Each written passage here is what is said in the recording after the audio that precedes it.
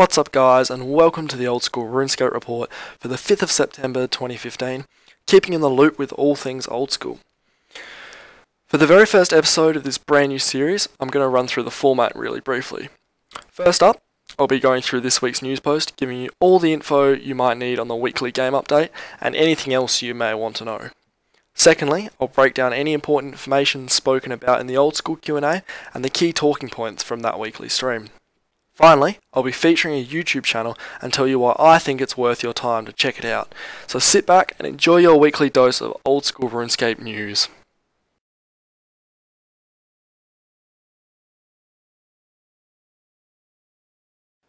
So starting out with the weekly news post, the two main features of the news post this week are the new Barrows features and the new drop from Saradomin's Light.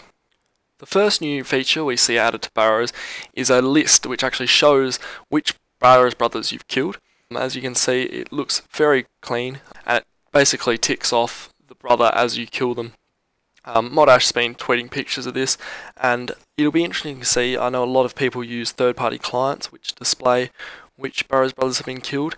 Could be argued that this official version does look cleaner, so it'll be interesting to see how that one goes and how that's received by the community. Also added is a Barrows loot interface, which actually shows the exact items that you've received from the Barrows chest. I can see this one being a little more contentious because seeing the items come up in your inventory is one of the best feelings in Barrows, in all of RuneScape even. So it'll be interesting to see how people feel about this one. The items won't actually move to your inventory until you walk away. You're also going to get a few seconds of immunity while the interface is open, so I don't think that's really going to change much, but it will be nice so the interface doesn't just close immediately. One thing that will certainly be nice here is actually being able to see the exact rune count that you get. I know, especially if you're doing multiple chests in a trip or you're holding runes in your inventory, it's hard to work out exactly what runes, what coins, etc. that you've actually received from the chest. So this will show exactly how many runes you get, which will be really nice, I think. The other big feature added this week is the new item from Saradomin God Wars, dropped by Commander Ziliana, the Saradomin's Light. If you've ever been a Zamorak God Wars dungeon, you'll know it's very dark. I don't know, there's probably some lore behind this involving the evilness of Zamorak and Zaroth. So if you get this drop, or you can even buy the drop, this Saradomin's Light, you'll actually be able to use it, and it permanently removes the darkness from the Zamorak God Wars dungeon area. So it just lightens up the area basically. I know there are players that will really enjoy this update, because obviously it was requested, that's why they've added it, and it was voted for in a poll. But there will be players who just simply won't really care. I'd probably fit into that category, and a bit into the third category, which is players who are going to be doing Ziliana, killing Saradomin, and getting this drop and wishing they'd got something a bit more useful or a bit more expensive. I mean, it's hard to know what the price is going to be, but it's hard to see it matching the price of a Saradomin hilt or the Armadillo crossbow. Both pretty expensive drops there, but we don't know what the drop rate's going to be on it. It probably won't be released until for another couple of weeks or so, so we'll have to see on that. But definitely an interesting update. Also this week has been a number of bug fixes and just general quality of life updates. We have farming shops now stocking packs of different items, plant pots, baskets, sacks. Players who click out of the dialogue box by accident when being offered a Jad task now have a minute where they can return and talk to the master to get the Jad task back instead of having to kill the regular Tsars. Bill Teach now has a much less chatty way of travelling, a right click option. Tool leprechauns can store 255 buckets. Drill demons have the emotes unlocked, so now you can unlock the emotes that you have to perform in the drill demon random event. Doors in player-owned houses will now only be able to be closed by the host. Anyone can still open them, but only the host can close them. I think this is just going to be to prevent a lot of ragging of people training prayer. It's really frustrating, I guess, to have people close the doors on you. I'm not quite sure if this has any other real application. Some changes to some models in-game, just the poly counts. Fix a typo in help ups dialogue. Ammo is now returned at the duel arena more reliably. Buy all planks button for regular logs now converts all of your logs into planks rather than just one. Pegasian boots now have their wings on the female model. Trade option on Lily in the Warriors Guild now opens the shop interface instantly, as it should. Roof of the Anvil building in Varrock no longer returns transparent when the upstairs of the bank. Just a game message for when the Rod of Evander's special attack may have not activated. Missing tile in the Apatol being filled in. And finally, the Abyssal Tentacle will now apparently no longer lose charges on a free-to-play world. Finally, we have the news that Modcrister is now actually going to be returning to the RuneScape 3 team. In case you aren't aware, Modcrister came over from RuneScape 3 a few months ago. She's been working on Old School and doing some excellent work. She's been a content developer, and she's brought a lot of quirkiness and a lot of enthusiasm to the Old School team and implemented a lot of really good updates. So thanks to Modcrister. I'd like everyone to give a big shout out to Modcrister. Thank her for everything she's done on Old School RuneScape. I'll leave a link to the news post itself down in the description below so you can go and check it out for yourself, find out any information there, look into anything else. But for now, on to the Q&A. The first question asked in the Q&A was, can you add an option to Puro to tell us what imps are in the area? This is definitely an interesting question worth mentioning because it's another issue of should the Old School client be moving towards features that third-party clients offer even if it makes the game easier. There was a lot of talk amongst the mods about whether or not it is a good idea because of the fact that it may make it easier. There's an argument that it just makes it more convenient and saves time rather than making it necessarily easier, but the two are pretty close, I would say, so bit of a contentious one there. We will see whether it's actually a popular feature. I know Puro is a pretty niche minigame, mostly only played by Ironmen really, for the Dragon Implings to find. It is a decent moneymaker, but it is botted quite a lot as well. So whether or not we see this added, who knows. Moving on to about 5 minutes 20 into the Q&A, the question was posed, can the 90 combat requirement be removed from the Corp Cave? And this isn't so much interesting because of what the question, but what Mod Ash said, he talked about whether they should poll it, whether they should remove it, or whether they should poll it that they should actually keep it. This is pretty interesting because it does bring to light the issue of poll manipulation is probably a strong word, but the fact that perspective plays a big part in the polls. Like a big argument against splashing and guthans is that it's actually an unintended feature resulting from an update, so it should be polled to be kept in the game rather than being polled or talked about polled to be removed. It's also an interesting question because it actually brings to light the issue of pure and restricted build updates. It would make sense that the only people under 90 combat who are actually looking to kill Corp are, one defense pures, maybe slightly lower level berserker pures, similar builds to that. And the community has been known to be pretty icy and cold towards pure specific updates, which I would say is a little more understandable for things like PvP armors and stuff like that. But when it comes to just things that I would say just completely make sense, things like the mounting the heads in the player-owned houses, that gives defense XP. That should be removed because there's no actual reason for that to give defense XP. The only reason the 90 combat requirement was in the first place was effectively to stop ragging and to stop crashing by low levels, because having more players in there actually makes the Corp harder to kill. The Corp drains more HP and stuff. But now the initial hypes died down, there's really no sense in restricting players from Corporal Beast based just upon the combat requirement. So this will be another one. If they do poll it, it'll be interesting to see whether or not it gets through. It's one of those ones, in my opinion, has no effect on me, but it makes complete sense. Although history says that it will probably actually go the other way. Moving on to about 6 minutes 35 in the video, there was just a mention of the Deadman fishing streams. Not really much to talk about there, but I do just want to echo the warning of the Old School team that on Twitch there has been a lot of fishing streams saying that there's a Deadman beta mode and similar titles to that. There is no Deadman beta. These people are posting fake links in the description. They're just trying to get your details, so don't click on these streams, don't go in and click on the links in the streams. There is no Deadman beta, so just be mindful of that. Moving on to 8 minutes 15, and the question was posed, can corrupt dragon weaponry be added for free to play? As someone who has no pre-OC or RS3 background. I actually have no idea what the corrupt dragon weaponry is, but in this case, what I want to talk about, it's not really important what they actually are, but the actual idea of should there be content released just for free-to-play, or should there be free-to-play aimed updates at the very least? It's an interesting one. I think there certainly shouldn't be updates that are restricted just to free-to-play. It makes absolutely no sense to restrict paying customers from a service. But I think, on the other hand, the occasional update aimed at free-to-play, but obviously also accessible by members, probably isn't a bad thing. It's hard to see this being polled anytime in the near future just because of the kind of question it is, but we will see. It would be nice to see gradual updates added to free-to-play.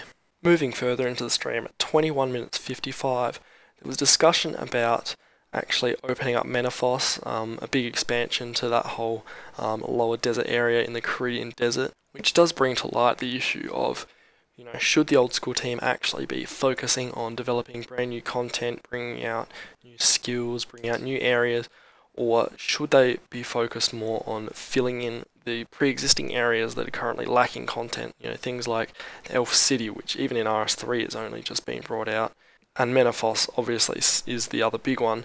So this is a bit of a hard one. It would be nice to see them balancing all this new content and all these new areas with, sort of filling out some of the older content and areas in the map which need filling in. But once again, with all the updates planned over the next year or so, Zaya planning on being polled, Sailing coming out, it's hard to see a big update involving new quest and opening up Menethos actually coming to the game. But we will see.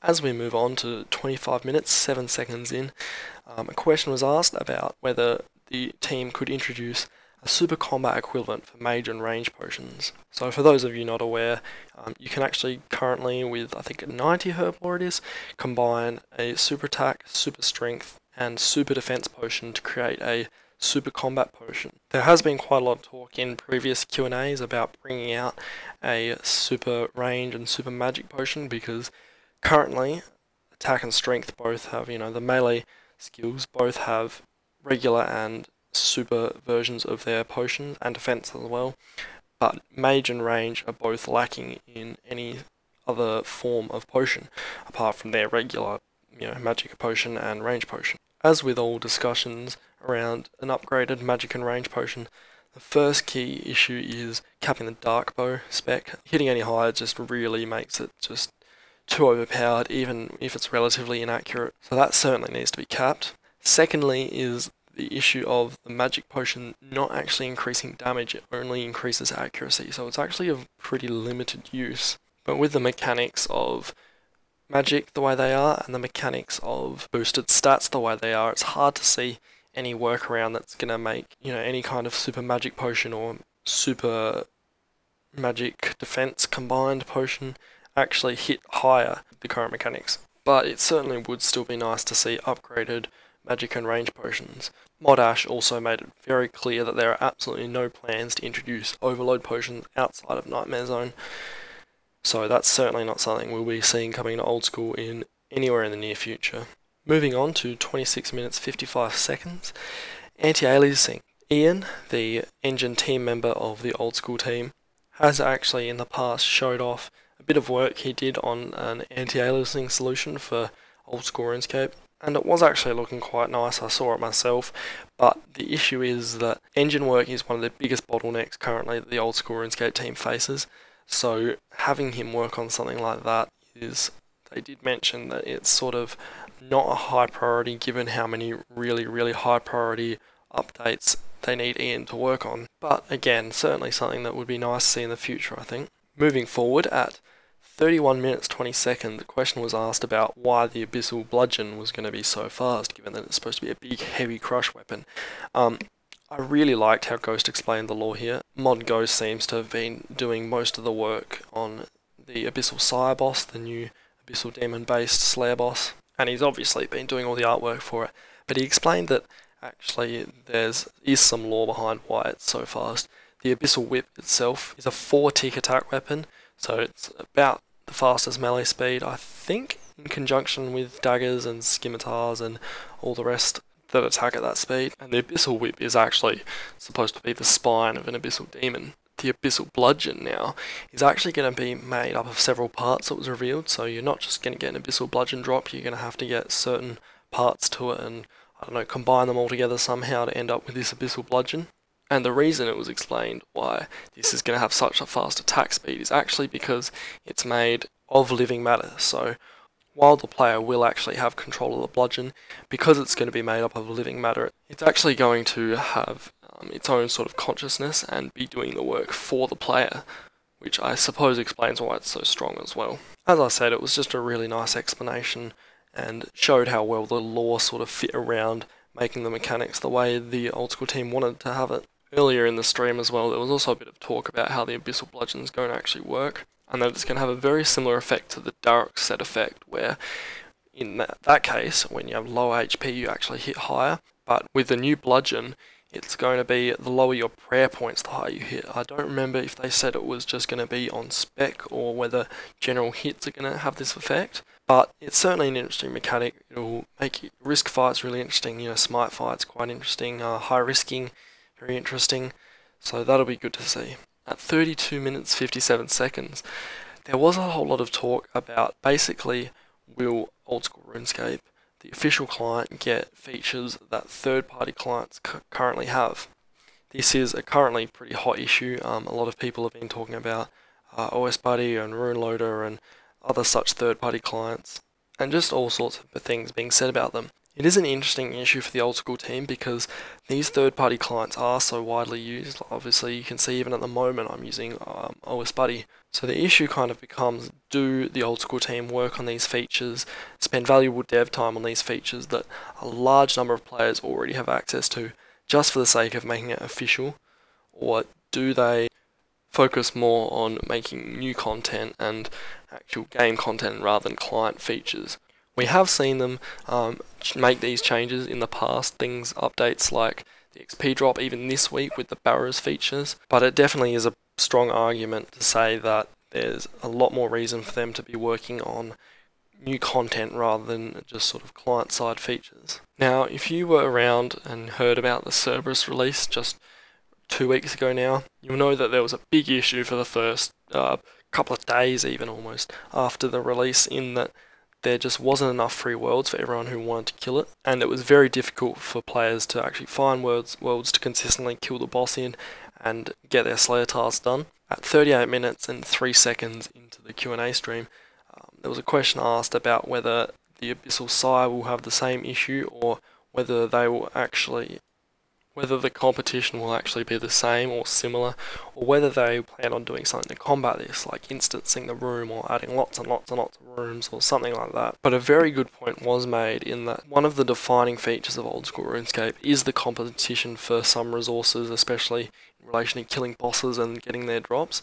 So they said there wouldn't be any instancing, there will be plenty of rooms to be able to kill this monster, so once the initial hype dies down, it will be pretty easy to find a room and, you know, just kill the Abyssal Sire. But a lot of competition upon release is just a part of life for the addition of new bosses. Jumping forward now to 44 minutes 47 seconds, there was discussion about skilling pets. I think the boss pets that have been added over the past year or so have certainly been one of the most successful updates. It gives the highest level of players something to aim for, and just something, you know, really, really rare that just absolutely is kind of the epitome of bossing and drops from bosses. There has been quite a bit of talk over the past few months about whether or not there should be skilling pets introduced. It's certainly an interesting idea, and this one there was actually a few good examples given, so if you want to check out those examples just in terms of explanation, head over to the Q&A stream. But I think it's certainly something that would find its place in the game if it was balanced right and very rare still, and had the same kind of stigma that the boss pets currently have. The final question worth discussing was whether the Old School team should add huntable or fishable snakelings to add another source of Zulrah scales. Currently there's a huge balancing issue with Zulrah in that so many players are doing it for money, and so many unique drops have been dropped that the supply of scales from the boss actually can't keep up, and as a result has actually driven the price of scales up enormously. So these unique drops, while fairly cheap to buy and obtain, are actually really, really expensive to operate.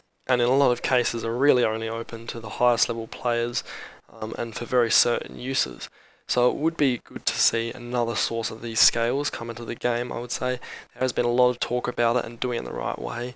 The arguments about doing it through fishing and not hunting are that hunting actually already has a really good way of making money in hunting black chin chompers in the wilderness. You know, that's well over 1 million GP an hour if you sell the black chins.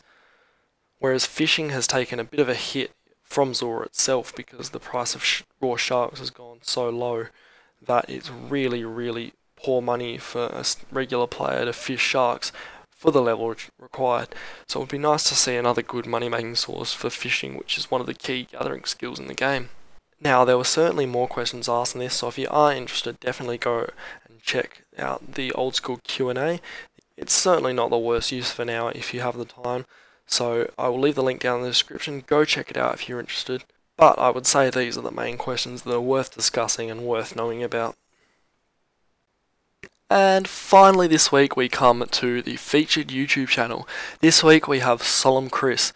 Chris is a mate from the CC actually. He posts Iron Man videos, that's his main draw.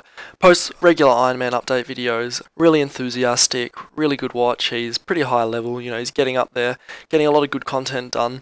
So that's definitely worth checking out. He also has a few miscellaneous videos, discussions that are really interesting on various game updates and polls and stuff, and just other small bits and bobs here and there. So definitely worth your time if you enjoy watching Iron Man progress videos. If you're over on my channel for this first episode, there's a good chance you probably do. So it's definitely worth checking out, I would say. One last thing I do also want to mention before I wrap up the video is that starting next week I want to start a player suggestion of the week feature where basically I just briefly go through a suggestion and point you in the direction of a suggestion that I think would make a good addition to the game. So if you have any suggestions in the form of particularly Reddit posts and forum posts, do send them through, or even you can send them physically through just in email form to eviltwigstergaming@gmail.com. I'll leave that address down in the description as well. Reddit and forum posts are the preferred method of delivery here because I would like to be able to show other players and send a link, which is pretty hard to do if it's in email form. But if you do have a suggestion, definitely submit it. I'd love to get a whole bunch of submissions that I'll go through each one and pick a winner for next week's feature. And that there wraps us up for the very first episode of the Old School Runescape Report. Guys, if you have enjoyed it, please leave a like and subscribe to the channel. I really would appreciate it. I hope this has helped you out and given you some insight into the last week of Old School. And let me know what you think in the comments, as is the first episode. I'm always looking for feedback. I'd be really interested. But thank you for watching. I hope you enjoyed, and I will see you next week for episode 2.